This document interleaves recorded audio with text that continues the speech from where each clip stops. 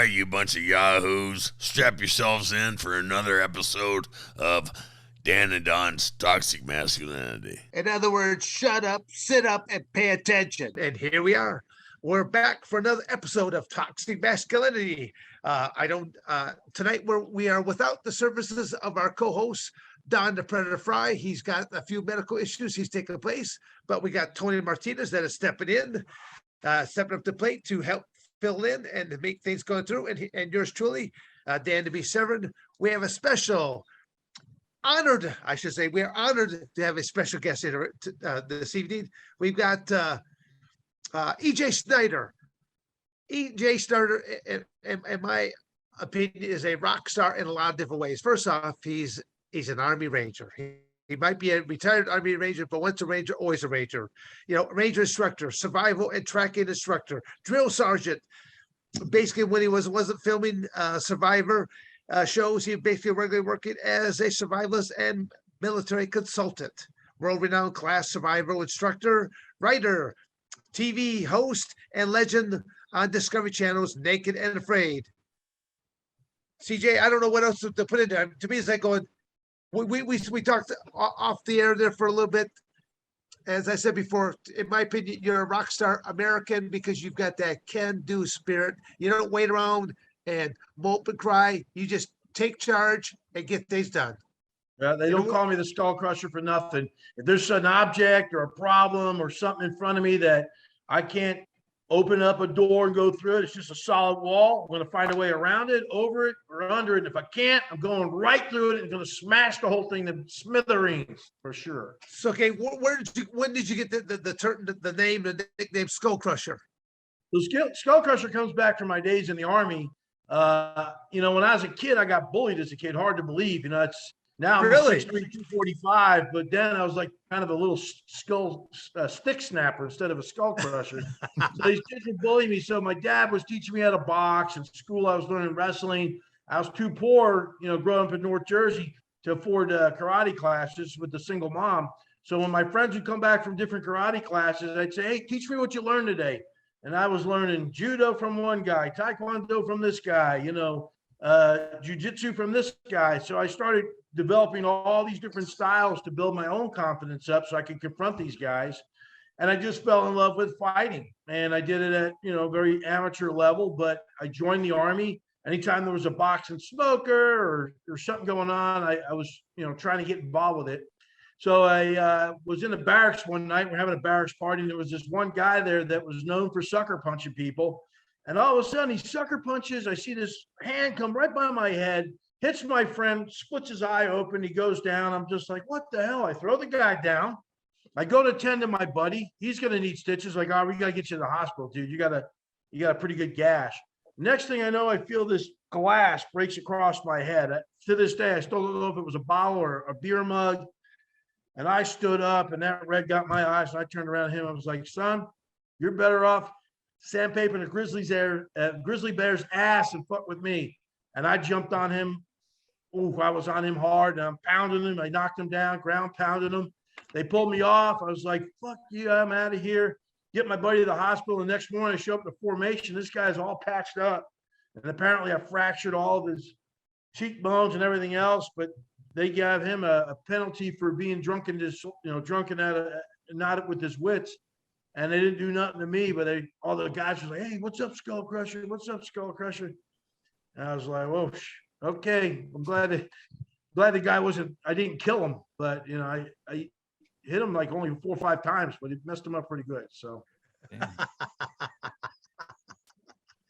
no one wants to mess with the Skull Crusher. That's what's wrong with the world. It's like too many people think they can get away with anything they want to say. And I'm like going, I think, again, Mike Tyson, he has, I'm sure his line's been used many, many times. Everyone's got a plan until someone punches you in the face. But to me, it's like the same way when people start to say things, you can say almost anything you want until someone takes offense to it and actually physically challenges you. That's an eye for real. Yes, exactly.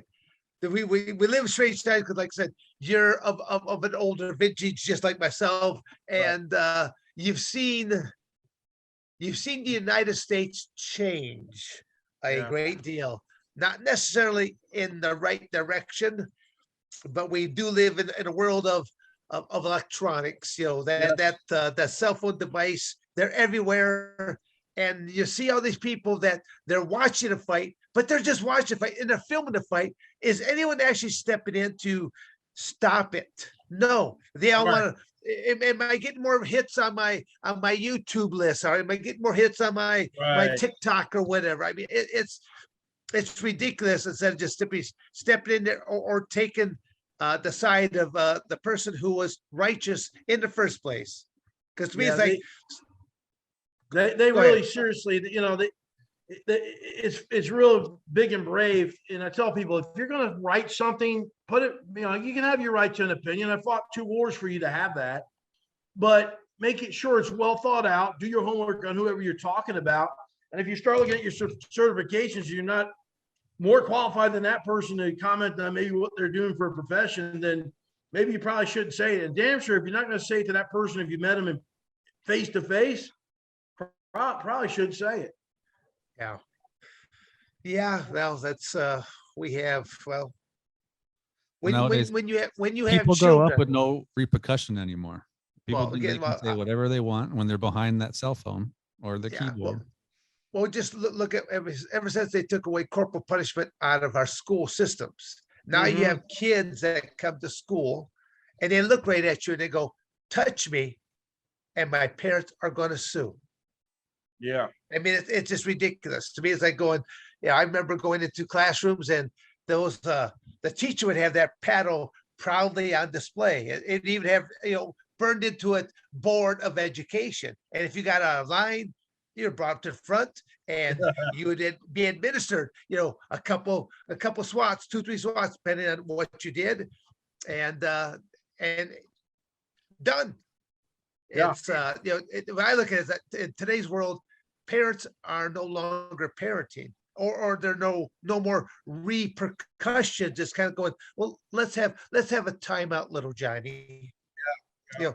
Little Johnny's ass needs to be beat is what needs to happen here. There's no Yeah. repercussion. Again, I'm not saying send the kid to hospital, Right. follow through with a couple swats or something like that.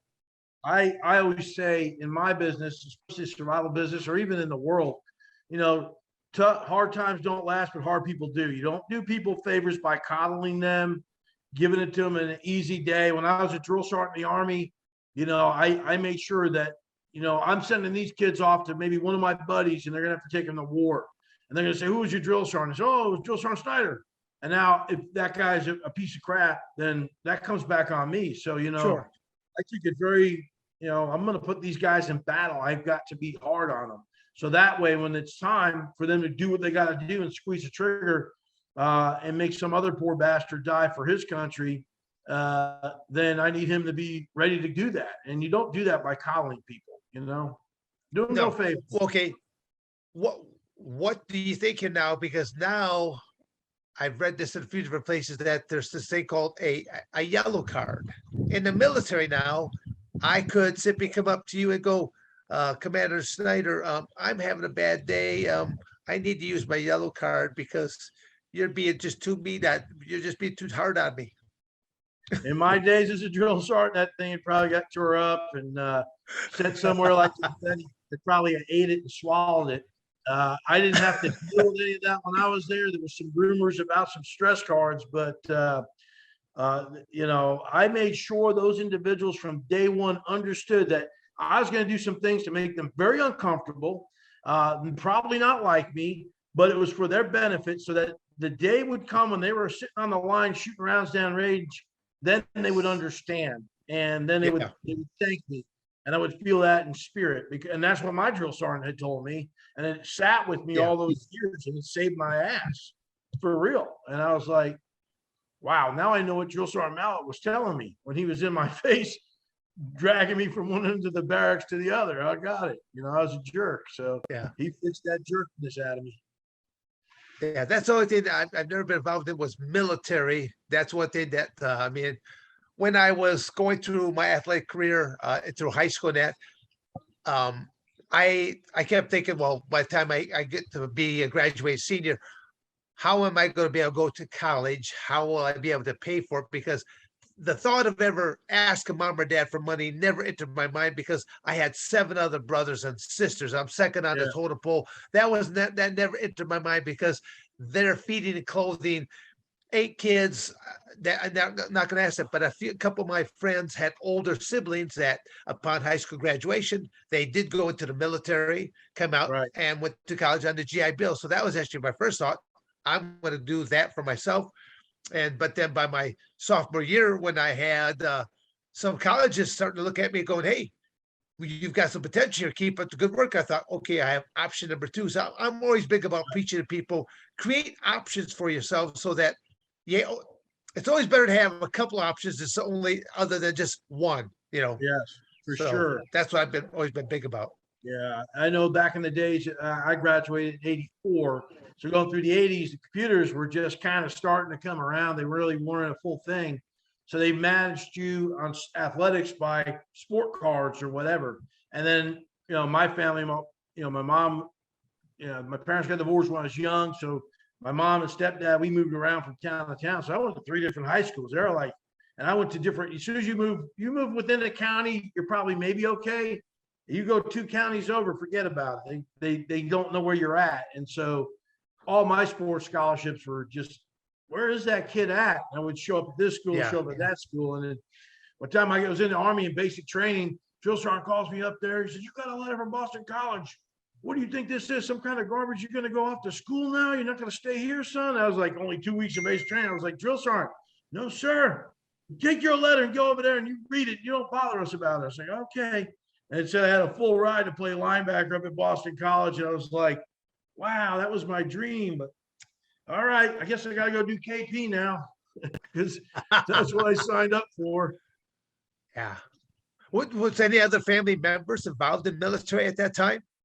I had. Did you have did your stepfather, did your real father, or any other family members in military? Both my grandfathers were World War II vets. My one grandfather was an 82nd paratrooper. The other was an infantryman on the Pacific Islands.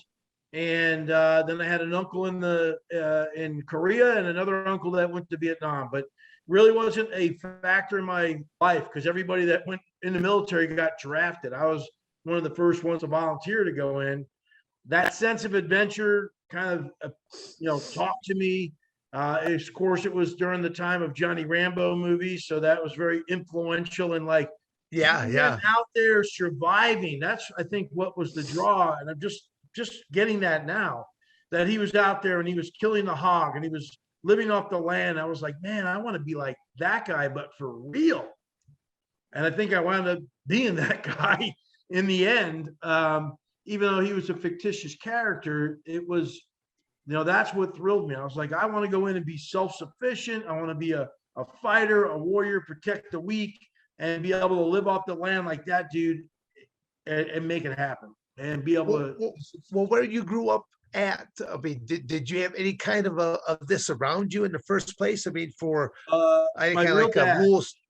Yeah, I was in North Jersey, so I'm up there near New York City. But my actual biological father was he was a carpenter. But on weekends, he was born in the wrong area. He should have probably been born in Colorado and maybe at a different era as a cowboy, because he would get us on the weekends and we would go to the woods out in Western Jersey, upstate New York, out to Pennsylvania. We would hunt, we would trap, we would fish, we would camp.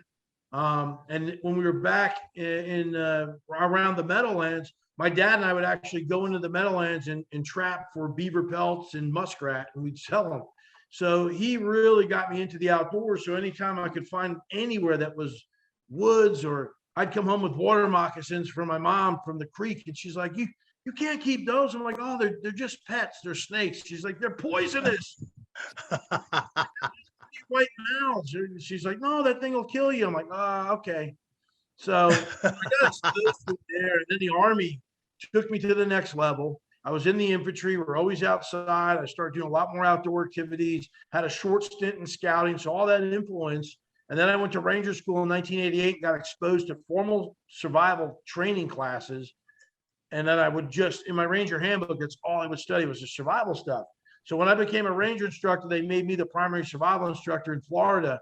And they sent me to the Army SEER School, which teaches you how to survive behind enemy lines.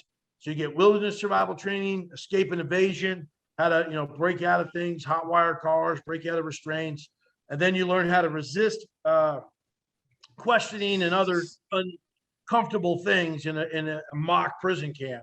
And then I came back and was a primary survival instructor for 3 years and fell in love with it. Started teaching it on the side to whoever would want to learn with me or practice with me. And back then it was like, Y2K's coming. It's like, oh, I better get ready, because if the world flips, I want to be ready for me and my loved ones. So I wanted to be the best survivalist on the planet, and that was my goal. So then I went on, got out of the military, went on to teach at the Special Warfare Center down at Fort Bragg, Green Berets, taught them how to survive behind enemy lines, went in the SEER program for 5 years, was doing TV on the side.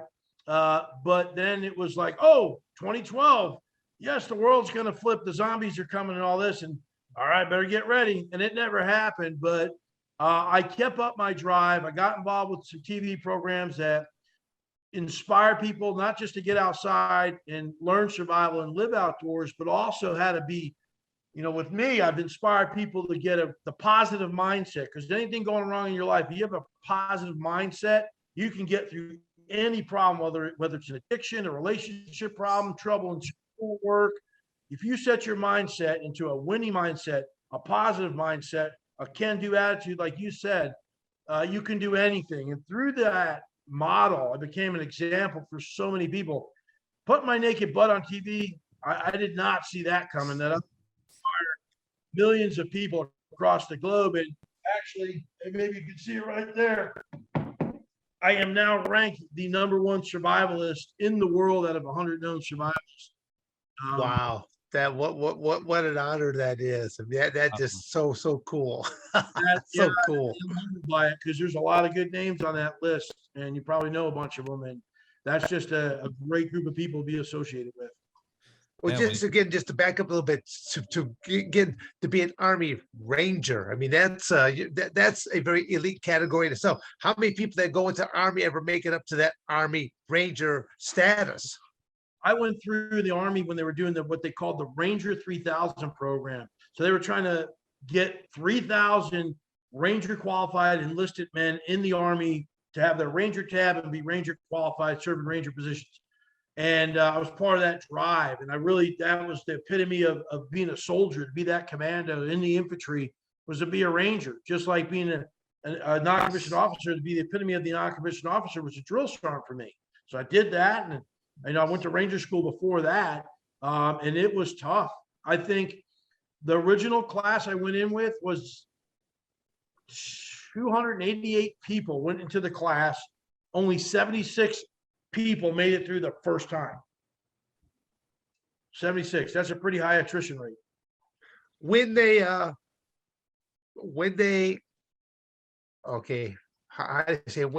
quit, how was that signified? Well, it's either they failed too many patrols, they didn't pass the standards for doing combat patrolling. You get put in a leadership position, you get graded, and if you don't make the task, then you don't pass. And so, you get a no-go, as they would say. And if you got if you got more no-goes than you've got goes, no, you missed something. Okay. So they put you in a recycle phase, and then you go back through it again. If you pass it, you keep moving on.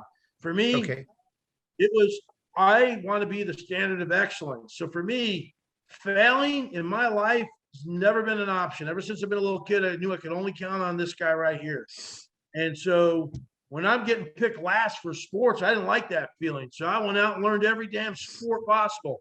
Not that I wanted to be the best at any of them. I just didn't want to get picked last. So that was my sure. I understand.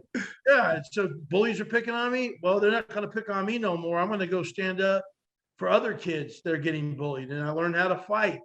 I go in the military. I want to be the best I can. So the Rangers, that was it. That was the best there was out there. And I've been living by that Ranger creed since 1988, ever since. And even to this day. Wow. Thank you for watching another episode of Dan and Don's Toxic Masculinity. You better like, subscribe, and share, or I'm going to come to your house.